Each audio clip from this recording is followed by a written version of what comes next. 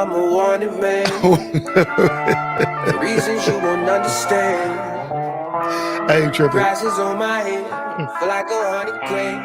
Cause I'm on it dead or alive. You would have thought I was whipping and pushing and selling this dope. Oh. The way that they tell me to get out of town and they ain't for the throat. They trying to ghost your boy, they pulling the gun out the holster. But I'm doing me like I'm posted. Yeah. Oh. You're smart out here. Yo, this your boy EC22 of the FairWeather Fan channel, man. As you can tell, man, we are excited to be in here for another edition of the FairWeather Fan Podcast, man. Listen, I got my boy Max, your favorite Philly fans, in the house, man. Listen, before I go any further, man, like, subscribe, share, leave comments, man. Thank you for those of you who are watching these videos, man. We appreciate all that you do. But, man, Max, man, let's jump right on into it, man. First of all, bro, how's it going? Going pretty good, man. Congrats on your trip to the World Series. You see that the Rangers are going to the World Series. We'll get in that in a minute. But what's up with your gloves? You about to go fight somebody, or your team is getting ready to go play? We like to fight in Philly, man. Yes, y'all do, and I don't understand why. But man, we got a lot to cover, man. First of all, let's jump right into y'all high school football. Listen, I didn't give an update on high school football last week, but listen, this week, man, seriously, we're just gonna do the rankings. Let you guys see what your favorite team is doing out there for the rankings. Getting ready for the state finals. So here we go.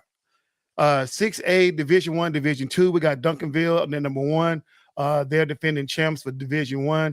We got Galena Park, North Shore, DeSoto number 3, Austin, Westlake, and Austin Vanderbilt. As you can see, DeSoto are the Division II champs in Class 6A. Moving on to the 5A Class 5A Division I. Aledo defending champs, followed by Longview, Mansville, Port Arthur, and Fulshire. All right. Conference 5A Division II. Melissa is number 1, followed by Montgomery, Lake Creek, Midlothian Heritage, Texarkana, Texas High, Port Neches in number 5, and South of Cliff Golden Bears, defending champs. They're currently seated at number 6. We're still rooting for the goal. We're still rooting for the for a sock to get on up in there. All right, then Conference 4A Division I or Class 4A Division I. Bourne at number 1, followed by Salina, Anna, Kilgore, and Iowa Colony. China Springs are defending champs. They're currently ranked at number 9. All right, Class 4A Division II. We got Carthage. They're defending champs, followed by Silsbee, Texarkana, Pleasant Grove, Curio, and Wimberley. Moving on to Class A Division I. Columbus at number 1, followed by Malakoff, Winsboro, Brock, and Bushland.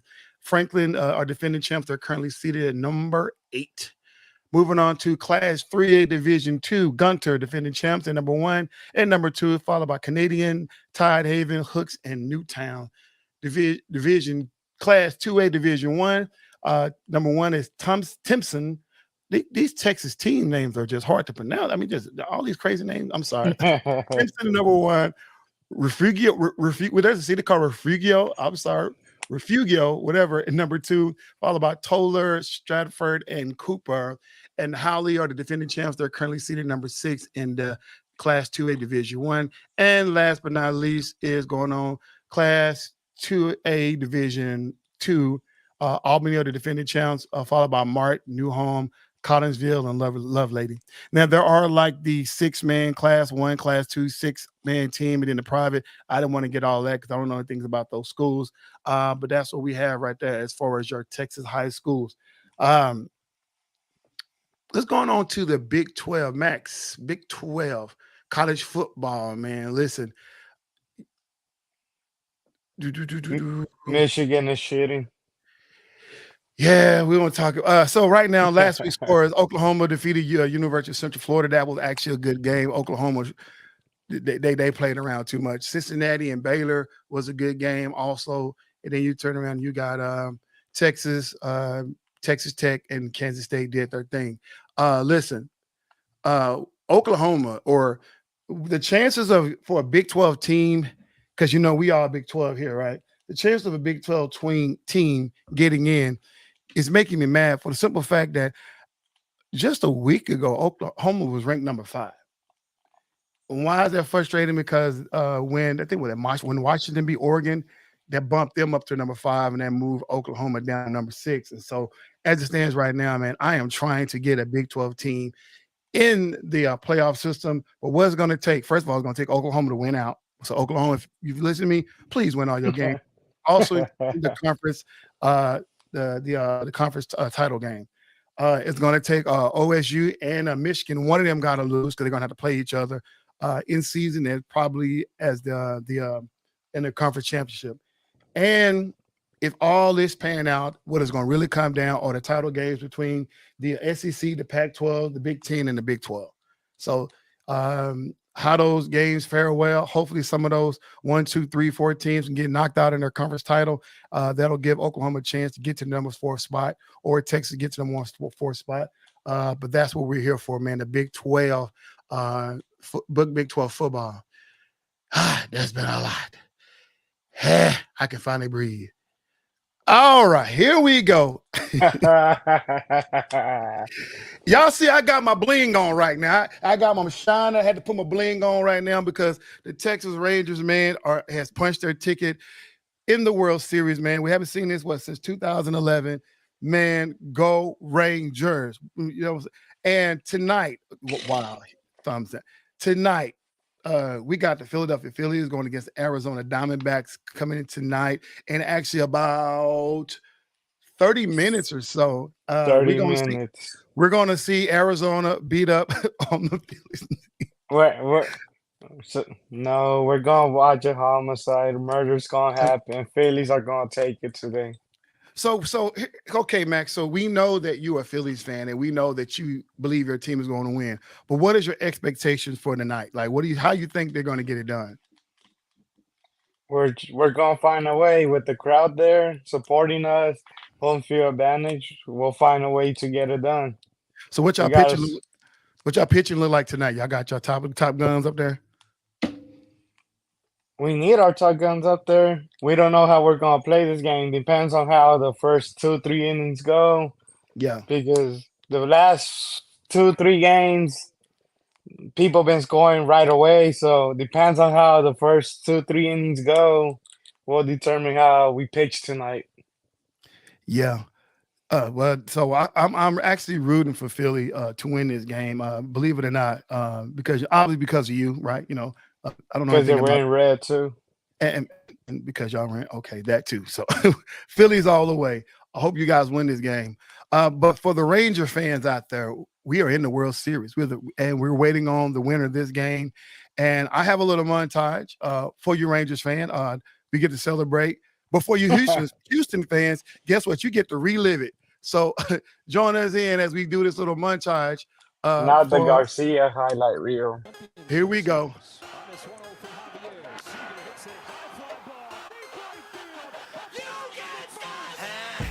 Can't stop, won't stop. With a big sack, I give him that diddy bop. Like take that, take that, take that, take that. I'ma put in work. I'ma do that ASAP. Throw my faith in rap, but if they don't say that, huh? What I'ma turn down for? I feel like Shaq and 9-4, breaking glass in that. Yeah. Like Kobe in Toronto, huh? Driving 81, yo, I dropped the 88. Ricky Bobby, shaking bake, sleeping on it, should've stayed awake, huh? Everybody make mistakes like VJs. Try to say my name is Minio. Say with me, Minio. Okay, great. 2 forks high, raise stakes, risk it all. I take the hate. It's the winning team. Get the Gatorade. My God, good, but it's not safe now. They try to shut us down and it ain't no slide. Only stay up in the sky and he on my side. That's the confidence I got. Yes, he got me. That's why I really feel like you can't stop me. That's all you got. Come on with it. That's all you got. You can't stop me. Don't got the power. Shut me down. That's not enough. I'm my biggest problem. Don't got the power. Shut me down. That's not enough. You can't stop me. Yeah, there we go. The "You Can't Stop Me" version of what the Rangers did right there, man. So, man, that's it. That is it, man. Listen, going on to NFL Week 7 recap. Fly, All right. Eagles, fly. We okay. We get there's a time and a place for everything. No, I get it. Hey, let's go ahead and do a little bit of homework. We come down to that QB performance. This is a no-brainer right here. Obviously, is what Patrick Mahomes was able to do. The guy was out there all over the place, man. The dude played a phenomenal game, man. And I'm not even mad at him. There is nobody even close to him. Kirk Cousins was close, but but as they say, Mahomes did his darn thing when it came down to what he had to put out there yesterday. I didn't say wide receivers, and I didn't have running backs. I take it back. I did have a running back. I forgot. Best running back performance. It wasn't a lot of good run out there. There were guys running backs running and catching. But if I had to give it to anybody, it would go to Kenneth Walker, the Seattle Seahawks. To me, they had to play a decent game. I know there are some people who are probably second guessing my opinion on that. But last weekend was the Sunday was National Tight Ends Day. Boo. And we got to do it. If Patrick Mahomes, obviously, you had the best QB performance, and we already know who got the best tight end or tight end performance, other than Taylor Swift boyfriend, Travis Kelce. I am so sick of the little romance situation. The NFL is soaking all of it now. All of it up. Man, now you see this little Mahomes wife and Taylor Swift done a little celebration. Man, Max, what do you think about that? They better not come over to Philly and do that. They better not come over to Philly and do that at the stadium. When y'all, why you say you gonna feeling like the fight? That what you saying? Y'all not gonna beat up Swifty, are you? She used to wear the Eagles jersey and all this Eagles gear right before Travis Kelce. Travis Kelce now comes.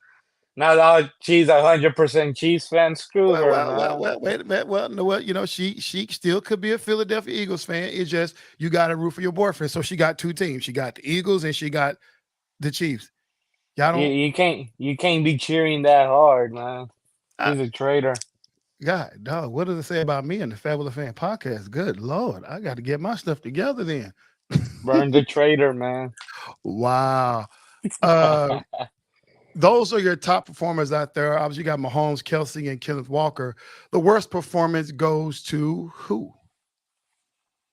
Jared Goff. Okay. Maybe not Jared. Well, you know what? Dan Campbell and Kyle Shanahan. I'm going to blame those two losses on the coaches. Jared Goff had a lot to do with it, but I think they should have had something better than what they put out there. And both the 49ers and the Detroit Lions, I mean, they just suck scissors out there. I don't know what's going on with the 49ers, man, losing back-to-back. Man, are they exposed? That's the question. Are the 49ers exposed? What do you think? No, they're not exposed. They just don't have a good quarterback. This is Brock Purdy. Dismiss it. So now they're going to blame it on the quarterback. Brock Purdy is a system quarterback. He's not an all-star quarterback. He's a system quarterback, man. I get that. But what about the weapons they got? I mean, you think that quarterback can't play with those weapons? I mean, with Kittle and Run CMC. I mean, Deebo Samuels when he get back healthy. Brandon Ayuk. I mean, they got some ballers out there. Yeah, you just gotta give him the ball. Do you have someone that you can trust to give him the ball? I don't think they do. Yeah, I can't wait to hear some of these San Francisco fans talk, because some of my friends that are San Francisco fans, they're split. Some believe in Brock Purdy and some don't. So I can't wait to hear what they have to say on that. I'm going to go with the most underrated performance last week. We're going back to this again. Underrated, Lamar Jackson. Underrated? Because that's your pick. Max is picking more Lamar Jackson as his underrated performance. There are some who are now back on the Lamar Jackson bandwagon. First Take and all the ESPN guys, they're back on the Lamar Jackson bandwagon. Now they're all ready to, not quite ready to put him in the Super Bowl, but he's getting close to being a Super Bowl. So, but I mean, Lamar Jackson is is a what we call a. I can't get that on now. Was that? Do you hear that? Did you hear Nope. it? Oh, my bad. Let me turn it up. There we go. So Lamar Jackson is a welcome back to football. We finally getting a true Lamar Jackson back than what he used to play. But I got under Tyrod Taylor, Saquon Barkley, and Tyson Bagnet and Deontay Foreman, the New York Giants and the Chicago Bears. Man, listen, I'm a fan of Tyrod Taylor. I've been liking Tyrod for a long time. Obviously, I'm a fan of Saquon. I know they played in a low scoring game against the Commanders, but yeah, they did it. They did that thing. But Tyson Bagnet and Deontay Foreman. I mean, this is a battle of the backups right here. You know what I'm saying? Tyrod and Tyson are going out there and playing and winning their games, man. I mean, that was pretty cool to watch those guys. And yeah, the numbers didn't show it, but that's why it's an underrated performance. They stood up to the lights. They stood up to the pressure of leading a team, and they did their dang thing. So I'm not even mad at those guys, man. You can also throw in the whole Steelers organization in there. Yeah, I was gonna put them on there, but this is Mike Tomlin. I would never, with good conscience, call a performance that Mike Tomlin has as being as underrated. I mean, I expect good things out of Mike Tomlin all the time, and that's probably not fair. Overrated performance. Overrated. You can't say the Cowboys because they didn't play this week. The New York Giants. Wait a minute! I just said they was over. That said they was underrated. Now you're gonna say they was overrated? They're overrated. It's just one win against Washington. I mean, we know Ron Rivera ain't gonna be there next year. God, you know what? I picked the New York Giants and their backup QB to be an overrated performance. I mean, underrated performance, but overrated performance. You got them there. We can agree to disagree. But my choice is none other than the Minnesota. Yeah, they did their thing. They won, but bro, I mean, I wasn't impressed with the win. Number one, it's a simple fact that where are my notes at? I need to say this right. I don't want to misquote anything. So here's the thing. Kirk Cousins is ranked number 2 in the league when it comes down to passing yards. Now, what they was able to do without Justin Jefferson, him throwing all those yardage, man, is nothing. Is phenomenal. But here's the thing about the Minnesota. They're still ranked number 22 in the league, power rankings, right? And do we actually believe that they can duplicate this performance? I'm pretty sure they can. So, against a losing record team. And that's what's going to have to take, right? But you're talking about them doing what they did. I mean, against that team, it's just like, I just don't think the Minnesota Vikings, because, I mean, I expect them to play close-knit games, close games, low scoring, 1 point, anywhere between 1 point to 1 possession games. But this game right here is especially without Justin Jefferson. No, this is something that they're not used to doing, and just in my opinion. So I think their performance is overrated, and everybody have to each their own, right? Now, the hardest game to watch, in your opinion? The hardest game to watch for me was probably that the Colts and Browns game due to the officiating. The Colts and the Brown game due to officiating. I get that. I ain't mad. I got the New York Giants and Washington Commanders game, even though I call the Giants underrated performance, but I got them in there because there was only three scores, 3 touchdowns, 3 scores in that game combined. And then, of course, the Green Bay Packers and Denver Broncos, even though they were 17-19 or 16, wherever that was, 17-19. Oh, God. I'm just never comfortable whenever Russell Wilson take the field.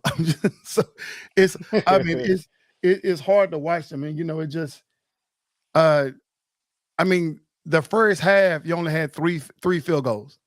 I mean, one in the first quarter, two in the second quarter, and then here come the third quarter, and Green Bay tried to fight back, and then both of them got a touchdown and a field goal, and then that was pretty much, I mean, a couple touchdowns, field goals. It was a funny game to watch. The New York Giants and the Commanders game was actually a better game, in my opinion, to watch, even though it was low scoring because of the backups and the plays. I mean, what we see on the scoreboard didn't really show exactly what happened on the field. There was a lot of good defensive stops. Offense was trying their best to get in. And look, we're talking about 2 backups, right? I mean, the Green Bay. Go ahead. And it was a divisional game. A divisional game, right? Unlike the Packers and the Denver wasn't a divisional game, and both of them got everybody healthy. So it was just a bad game for them to watch. But the only reason why I put up the Giants and the Commanders is because it was only 3 touchdowns scored in the whole game. Now, you and I, we disagree on one thing, and I didn't put that up here, and I didn't get to put the banner up there. But the best game of the week, in my opinion, was obviously, did I put it up here? The best game of the week, obviously, for me was the Colts and the Browns game. I just think, I mean, bruh, how do you not like the game? I mean, Gardner Minshew is another battle of backups, right? Gardner Minshew going against PJ Walker. I mean, you don't expect too much out of there, right? They put up a phenomenal game. What's that? 39-38. Gardner Minshew, 2 rushing touchdowns, 305 yards, 8 lead changes in that game. 8 lead changes. I mean, man, that's and then you got Myles Garrett with the damaged defense of the week. I mean, my goodness. I mean, dude had 2 strip sacks, 1 led to a touchdown, a swatted pass, a block, a field goal, not to mention 7 solo tackles. I mean, the dude was all over the place. I mean, that game had you glued. I mean, 2 backups in there putting up that many points, that don't happen. That's the type of performance that we want to see. But the best performance of the week, you got to give it to the Baltimore Ravens, man, and their performance over the Detroit Lions. I mean, I haven't done this in a while, and we was talking about it last week, and you're shaking your head, but hey, what they did to the Detroit Lions, man, earned them in the segment I haven't done in 2 weeks, the snap-off performance of the week, and I got to give it to them. Don't get mad, but we got to sit through it. Here we go.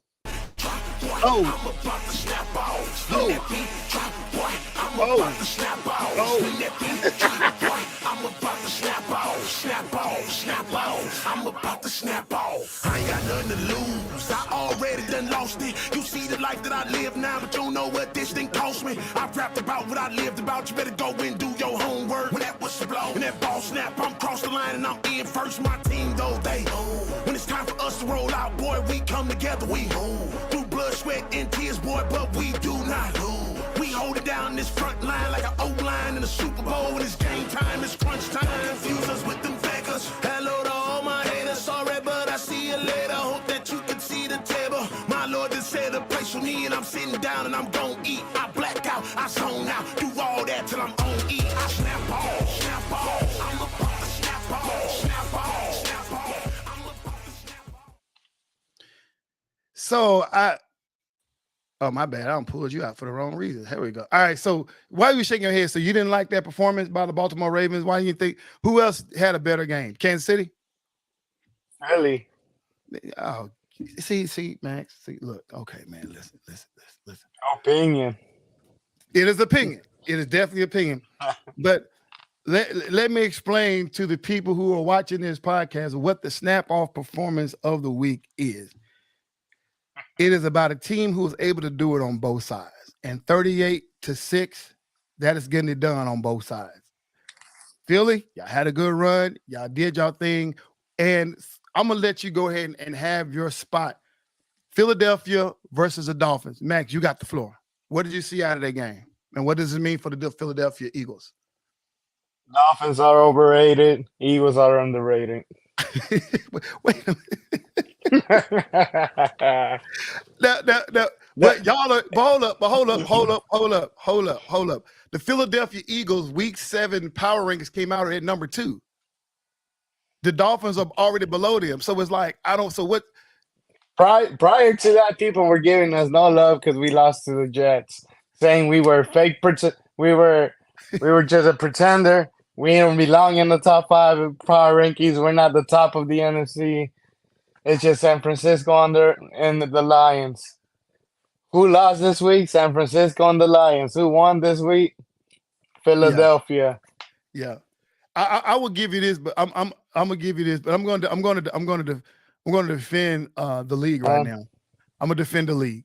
First of all, in my opinion, I mean, we all can agree that Philly deserves to be at the spot they're at. We got to give them that, right? We're not going to take anything from Philadelphia.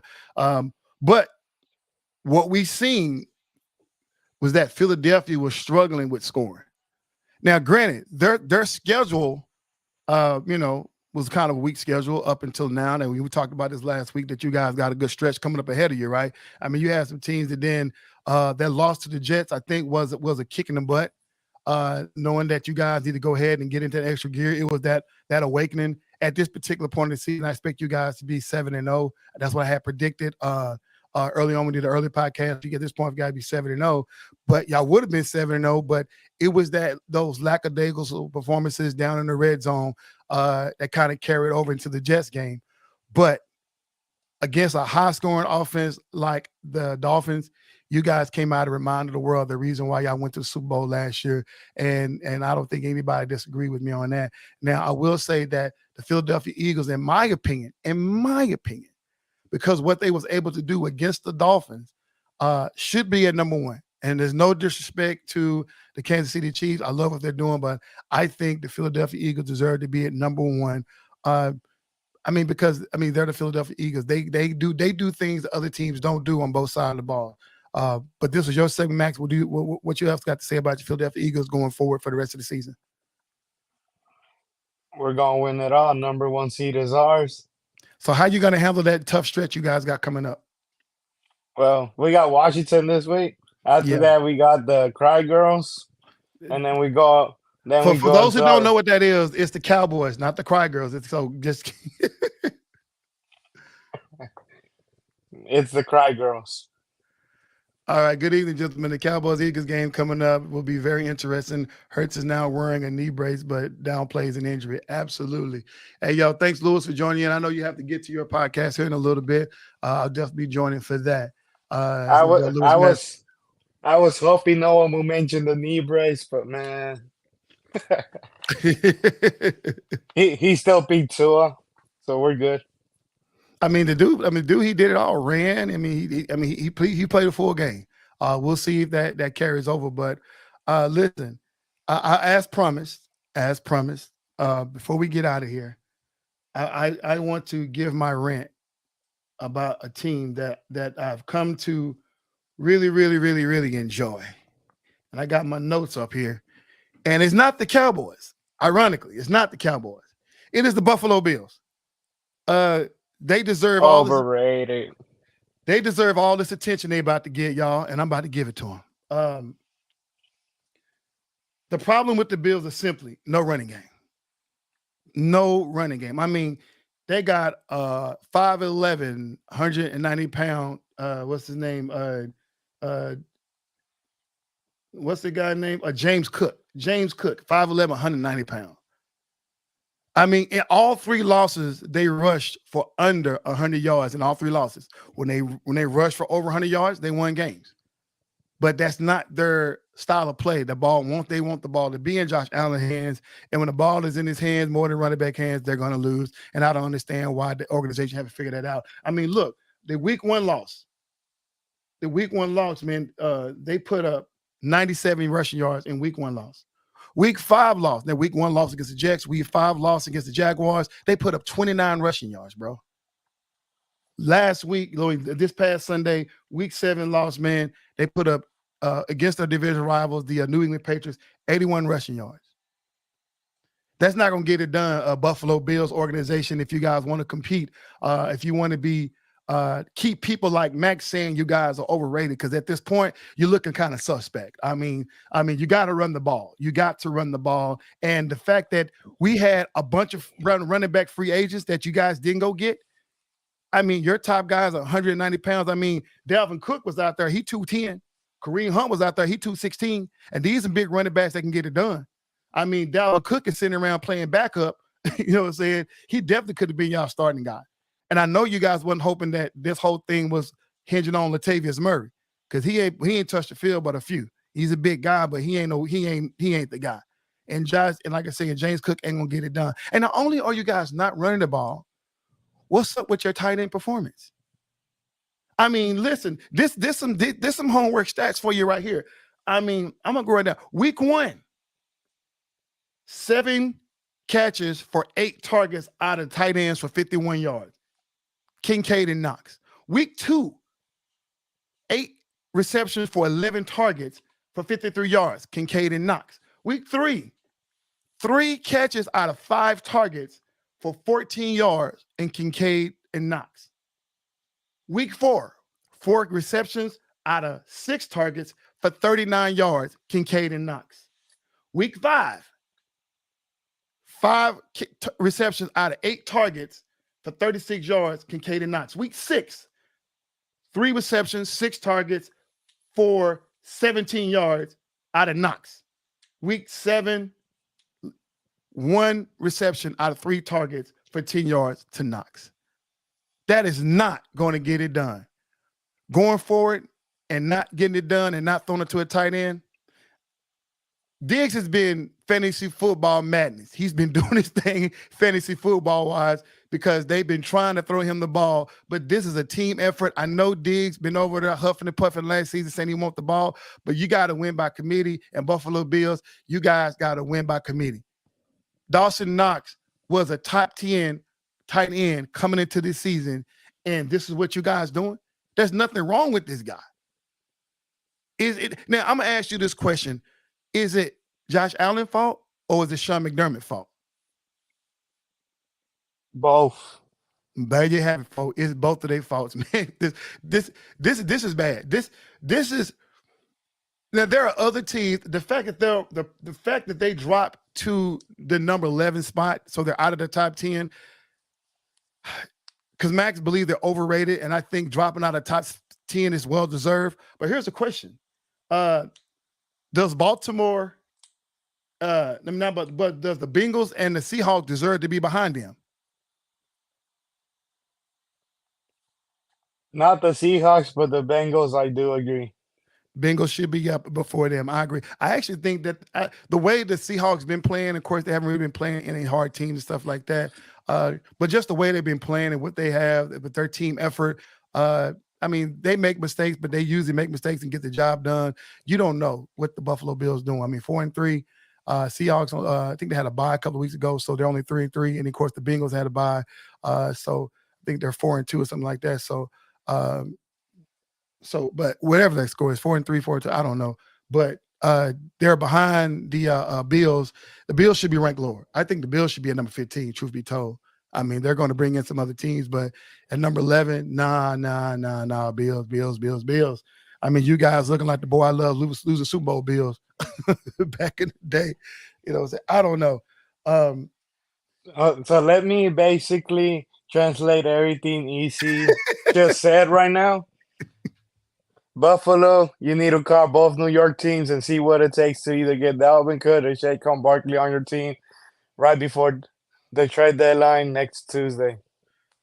Yes, Dalvin Cook would definitely be an option because, like I said, he's playing backup and the Jets are doing their thing with their guys. So I'm not even mad with that, but they definitely need to do something with the running game. Something. I mean, do something because Josh Allen trying to run the ball and throw it is not going to get it done. One final piece of business before we close it out today. In the More Than a Game Fantasy Football League, before I get to More Than a Game, if y'all don't know, your boy EC22 is a commissioner of his own football league called More Than a Game. And here we go. We got my boy Philly all the way. Max is the commissioner in his game, a legend of the gridiron. Max, no, I'm not gonna let you say that. I'm gonna tell it. Y'all, Max is 7-0 in his own fantasy league. That's suspect. That seemed like some mojo going on with the commissioner because he's able to control things behind the scene. You know what I'm saying? And the league manager tool. Everyone will get a ESPN. Everyone will get a notification by email if something were to happen. So no. No, I'm just playing, but I am not doing so. I'm doing actually well in this league. I actually lost last week because of the performance. He has a 2-quarterback league. And guess who my 2 quarterbacks were? Josh Allen and Jared Goff. That's the reason why I lost that game. And guess who I was going up against? Patrick Mahomes and who else was that? And who he was playing. And who he was playing, Justin Herbert. That's crazy. So that's my second loss of the season, man. I still got a chance to at least get in a playoff in his league, but his team is pretty tough to beat. But in my league, I'm not doing so well. For those who are watching this podcast, for those of you on the Road to Glory Fantasy Football Squad or Road to Glory Facebook page, I want to congratulate Jerron Clayton in the More Than Game Fantasy Football League. He has won the $50 prize for week 7, who's trending up the most. We have cash giveaways in my fantasy league, so it goes to Jerron Clanton. He'll be getting a cash out $50 prize from your boy EC22 for doing his thing in our fantasy league. Max, that's all I have, man. What do you have before we close on out? Phillies and Rangers Friday night. World Phillies and Series, Rangers Friday game night. 1. I got my bling on. I'm ready for the Rangers to go ahead and whoop that tail. Whoever we play, whether it be the Diamondbacks or the Phillies, man, it's going to be a great, great World Series because the Rangers are back off on there, man. I am excited, man. But this is how we do it, man. This your boy EC22, the FairWeather Fan channel, man. Man, we are out. Appreciate you, all you guys for watching.